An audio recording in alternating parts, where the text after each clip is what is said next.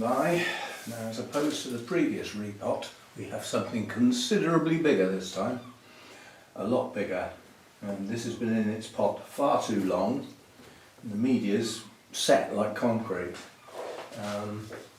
Now last year, let me just turn this around so you can see the view. Last year we did some wiring. We wired this pad, this one, this lower one here, and dropped it down a bit, and this one. The idea is that hopefully during this growing season we should get some back budding and thicken those pads up. The top hasn't been wired yet, it was left. Basically I ran out of steam, and it can be brought in at any time. That's where we are with this. This is a natural feature. Where I collected this tree, it was on the edge of a track that the foresters use with their tractors, and it was constantly being bashed as the tractor went past with its trailer. And I asked them, I said, do you want that tree? What tree? That tree that you keep hitting. Well, no, not really, it's in the way. I said, can I just take it then? And they said, yeah, help yourself. So that's where it came from. So this was damaged to when I got it. I didn't do that. But it's made a nice feature for the tree. It does need dealing with though. I've got some sulphur, which is a wood preservative, and it bleaches it white as well, which makes it more of a feature, if you see what I mean. So anyway, so that's the tree, and first job is to find out whether I wired it in or not. I suspect I did. Yes, of course I did. So we'll cut the wires and see what happens next. Pot will fall off, I expect. You have to excuse the lawn mowers, but I always sort of think, you know, when people have got time off and they like to relax in their garden, read a book or whatever, why do people choose to mow their lawn? And then you sort of think, well, perhaps they were at work all week as well. The only time they've got to mow their lawn is at the weekend. But, I do find the noise a trifle annoying because it just seems to go on forever. Obviously a big lawn. Right, so that's the wire cut. Now are you going to lift out? Or are you going to be a problem? I don't think you are going to lift out, are you? Right, I'll have to break off. I need to go and get a knife to run around the edge of the pot. I didn't think to bring that in. Right, this still might not do the job. As I said, it has been in here a very long time. But if I can just go around the edge and loosen it, this is where you hear that lovely crack noise as the pot gives in. The pot breaks rather than the plant coming out. It's just been in there a very long time, and it's just grown into the pot and wedged itself in there basically. It's just got such a big root mass, but hopefully this will loosen it enough to lift out. I'd hate to have to lever it out because you can almost guarantee that will break the pot. And although I have got no plans to reuse this pot for anything, it's still a reasonable pot. It's not a quality pot, a cheap Chinese pot, but it's still a bonsai pot and it still works. And it's certainly looked after this tree for a very long time.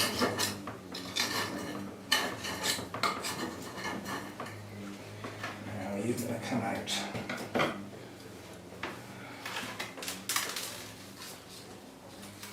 Oh, we have movement. Gotcha. Lovely job.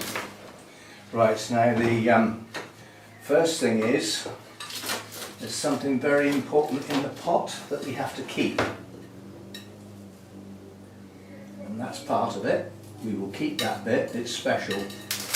Basically the fungus that grows in pines helps feed the plant. It's actually very important. So we always keep some from the old media and mix it in with the new media. So it maintains that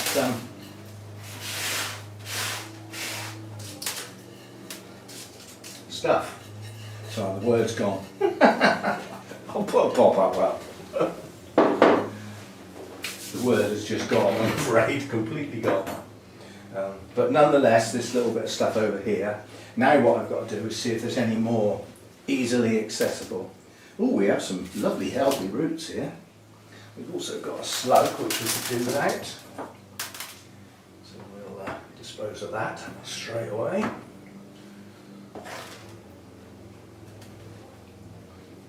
that's that done. We've actually got a beautiful root system showing on here. Get that in so you can see it. Lovely root system here, and this is the stuff that must be maintained. I've got to keep some of that, yeah, but this is rock hard. So, same procedure. So, spotted another slug. Right, same procedure as last time then. We try and start with this.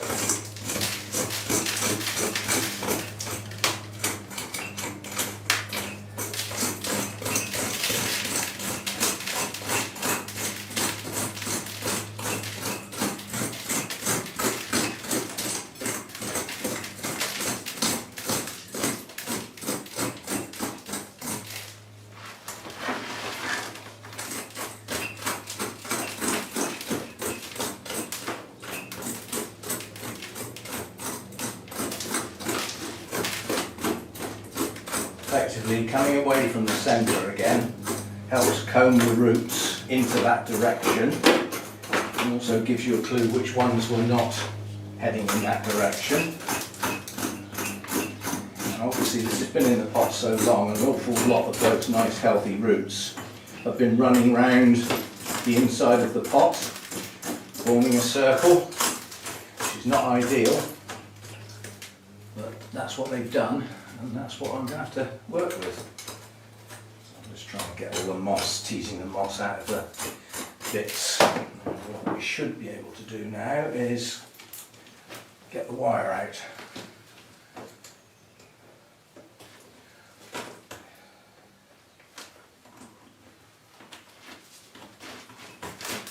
And that's one. I do believe there were two. The other one will be around the other side. We'll get to that in a minute.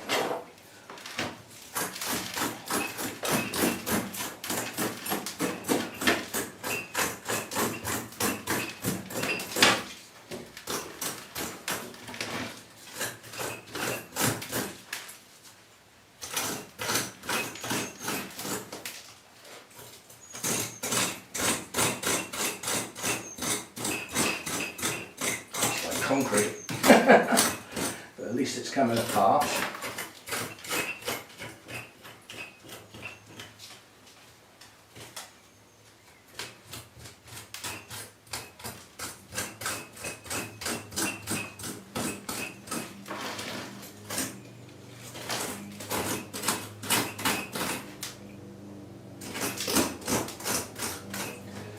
Some good quality grit.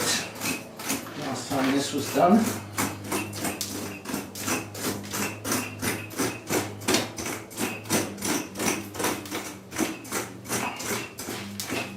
Cool. Hard work, this one.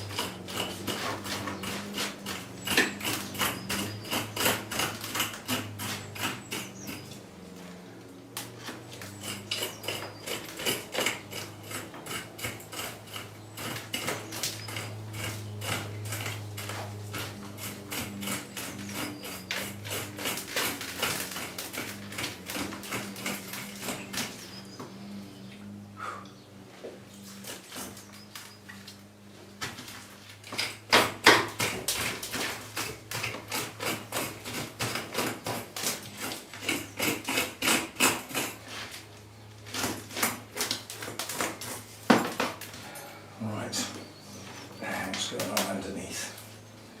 I'm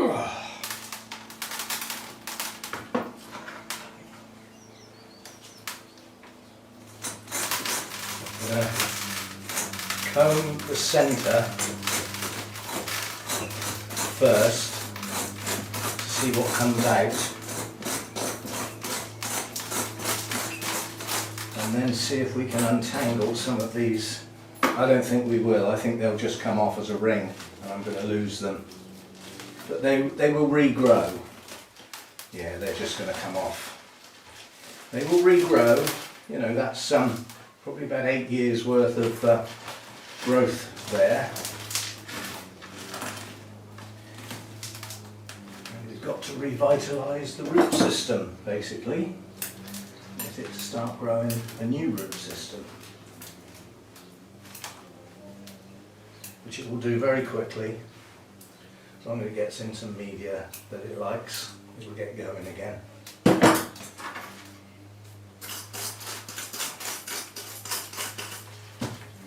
know, all this very hard stuff on the bottom is effectively the drainage that's coming off now.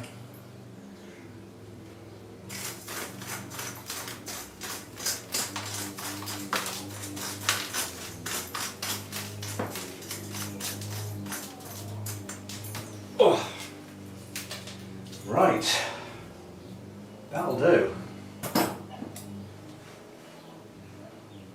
Just a quick trim, anything hanging down too far. Woody roots.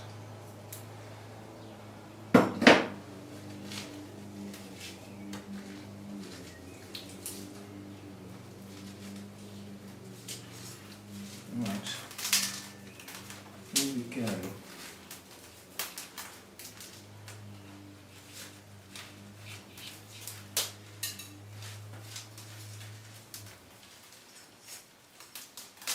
I'm just going around with my fingers because it's a more gentle approach to these root edges than the rake. Right, I've got one of my orchid bowls here, which has got a drop of water in the bottom, and I'm just going to stand that in there for now. It doesn't need to be in water, but I need to stand it somewhere, and that'll do. Right, now what we've got to do now is this needs rescuing a fair bit.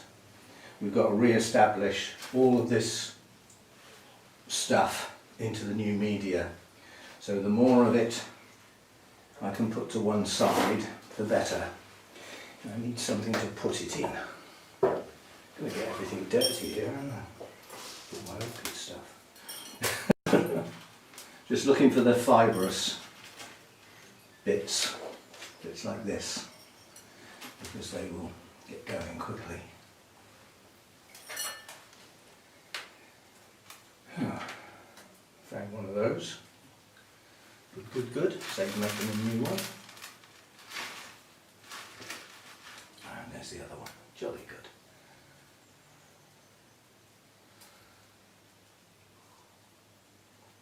Right, so I've kept some of this, which is important. That will get mixed in with the new media makeup. It's got a smell to it. It smells like mushrooms because effectively it is it is a fungus, so it would smell like mushrooms, wouldn't it? And then that will get mixed in and it will get that going again very quickly. As I said, it's necessary with pines because it helps get the nutrients in a form that the pine can use much better than if it wasn't there. Pine would still live without it, but it will grow a lot more healthy and a lot better with that stuff. There's probably a mutual thing going on there.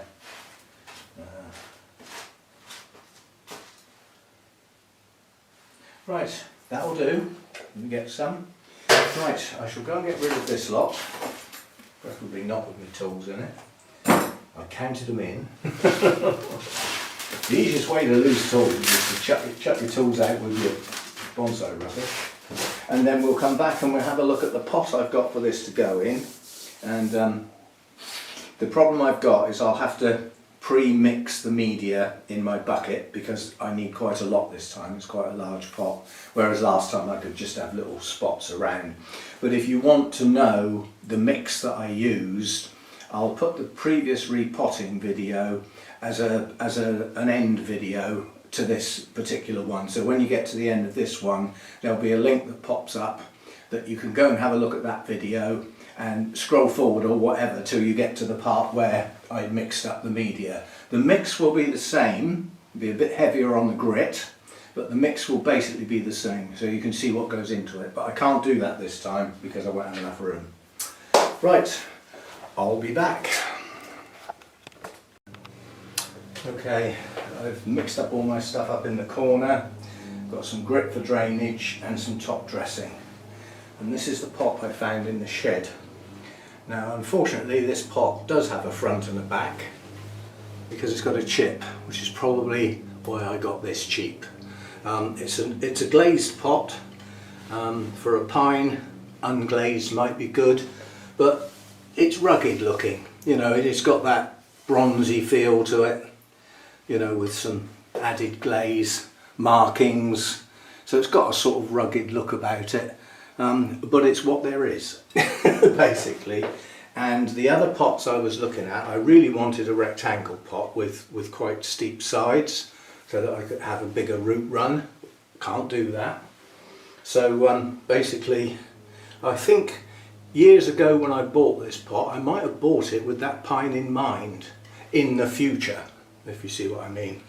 And according to the markings on the bottom of that, I paid £12 for that, because it is damaged after all.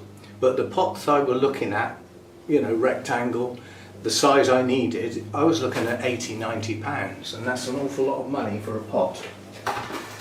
It's not, in bonsai terms, that's still a cheap pot, but more than I wanted to pay, let's put it that way. Now, am I going to be able to reuse these little bits, or are they? Well, they're big enough. And what aren't we going to do this time? We aren't going to forget the wire, are we? The wire goes in first. So I've got my drainage hole bits of mesh fitted. So they're in there, that stops the media falling out the holes. So that's done. Now we need to get some wire sorted out. Now this being a better pot for a bonsai, I can have a wire coming out of these two holes, and it's got two wire holes as well to go the other way. So that will work a lot better than the last one I did. So we need, between the two holes, and double it with a bit more, because obviously it's got to come up over the top. Yeah. There's nothing worse than getting to the point where you cross the wires over, having done all the potting and got everything the way you want it, and the wires don't reach. We don't want that, do we? Definitely don't want that. Right, so let me just get these wires.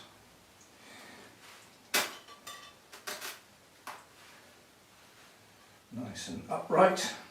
And as we haven't got any media in here this time, putting the wire through the holes will not be a big deal. I believe I forgot that in the last repot. But it happens. So we get those two through like that. Make sure it's nice and flat across the bottom of the pot. And then that one goes there. And that one goes there. Now we want another one.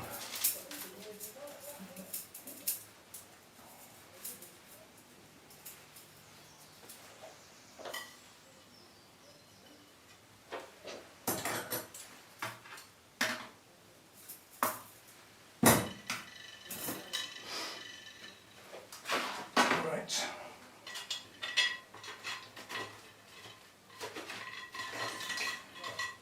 Through there.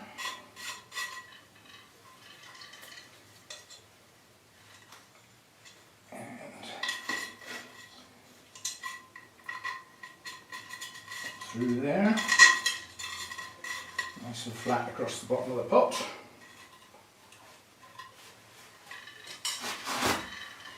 You go out there.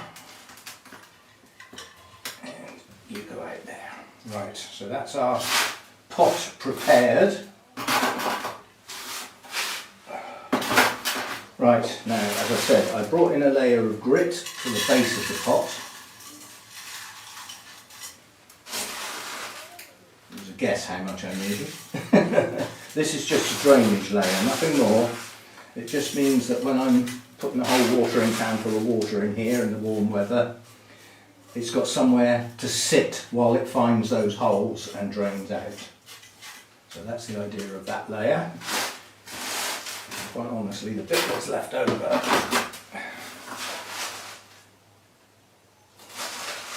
can go in there. Why not? I was just going to say it can go back in the bag, but I can't be bothered to walk around there, quite honestly. So we've got some mixing to do anyway. Right, now I'm going to move this over here because I don't want it getting muddled up. There is some of that in there, but anyway, so that's our grit.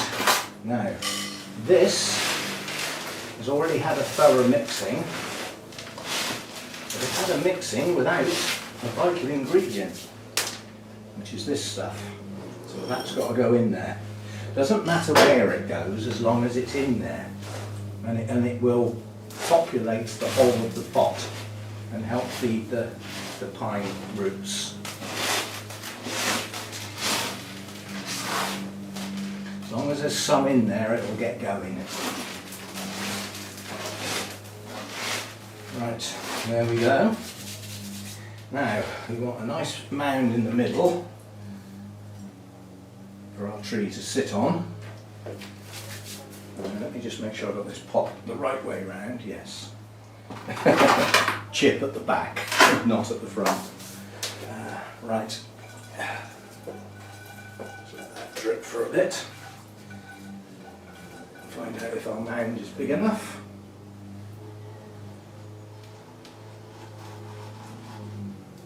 Yeah, I think that's about right. Now this tree has to go at a certain angle from the front, because if you come round here, I'll show it to you later, but this section here would be classed as inverse taper because it gets thinner and gets wider.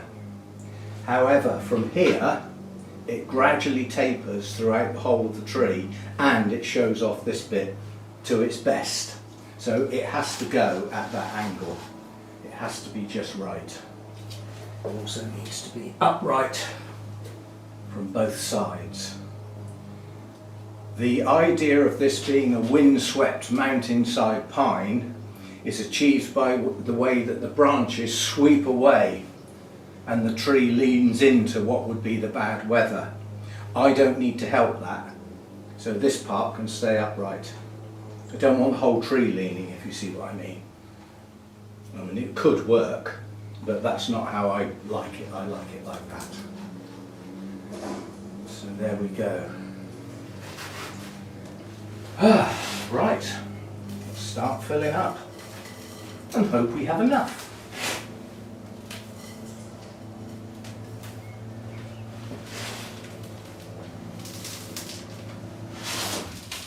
It always seems as though you've got miles too much when you start like this. See, I mean, that pot's full now, isn't it?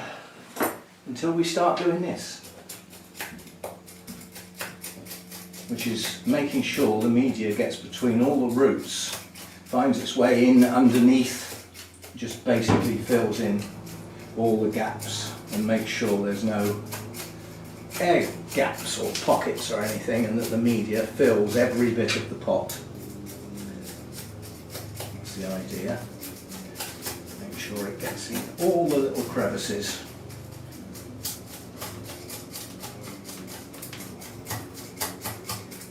You can see in places where it's starting to sink down. Make sure you go around all the pot. I always go around twice.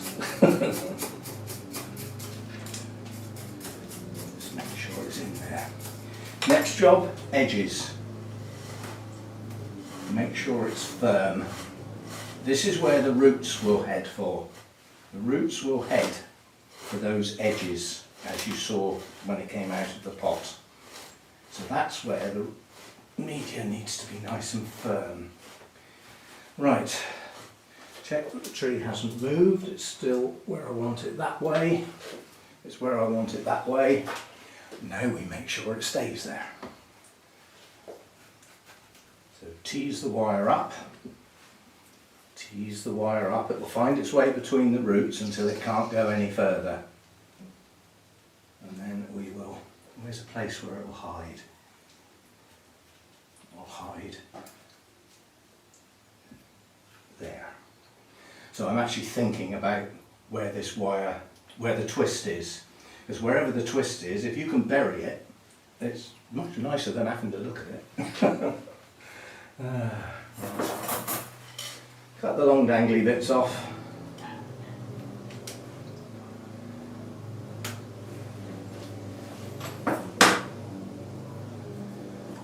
And pliers, we'll give it a pull and a twist. How much longer that guy's going to be cutting that grass with a power mower? These houses haven't got big gardens. I don't know what he's doing, unless if it hadn't been done for a long time, then it could be hard work. First cut, and it's probably the first cut of the year, and hasn't been touched all winter, so it could be really long, couldn't it?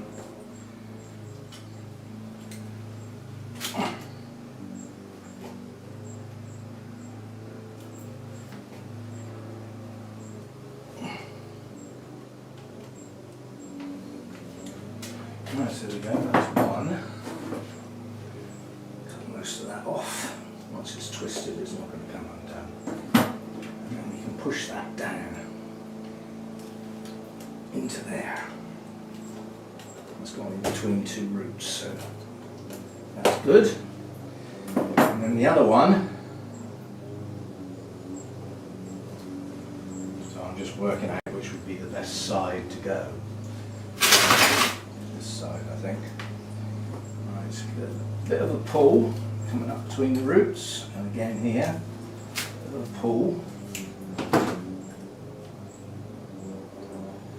We get our twist in.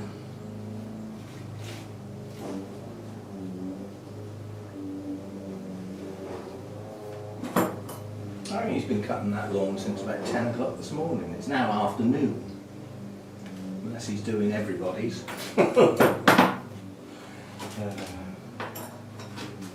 Still, like I say, if you're at work all week, the only time you get to do jobs like that is at the weekend.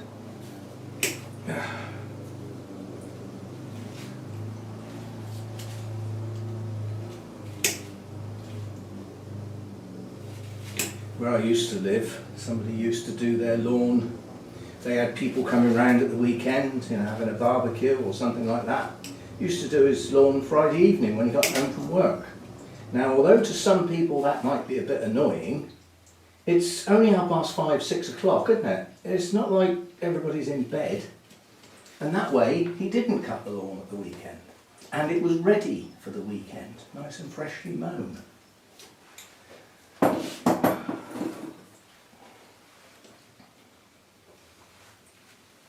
But then a lot of people, I suppose, have been working hard all day long. You don't really want to come home and start work again, do you? Right. So,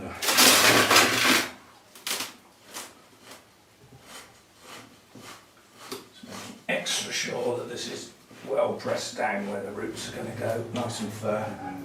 It's dry, so I can press as hard as I like. I'm not going to turn it into concrete. And now you can see how much more room there is. That's all we need is a yappy dog on top of the lawnmower. The lawnmower is men at work. Yappy dog, no reason whatsoever.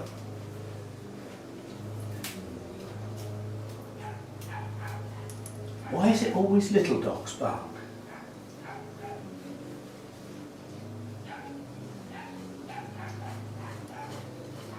At nothing, of course. Margie's probably barking at the lawnmower.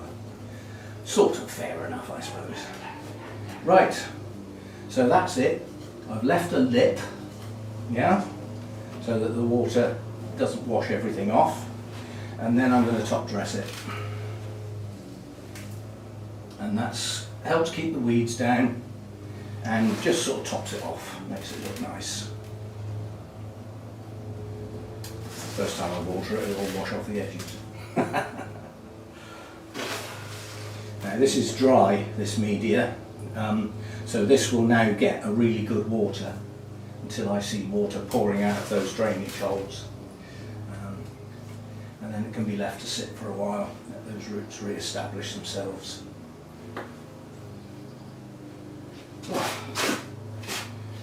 Right, so we've got some ready-made mix for another repot. Now, I wasn't planning on doing any more, but my beech tree also hasn't been done for a long time. I could have a go at that, or perhaps one of the no, I can't do the maples, they're in full leaf now. The beech tree hasn't cracked its buds yet, so rather than, well, I wouldn't waste that anyway. I'd bag it up and keep it. You know, it's dry, it's not going to go wrong. Right, so there we are. If I this is the test. Have you done it properly? Yes, because if you pick it up and the pot falls off, you haven't. I just want to get the tray out of the way so that you can see it with its pot.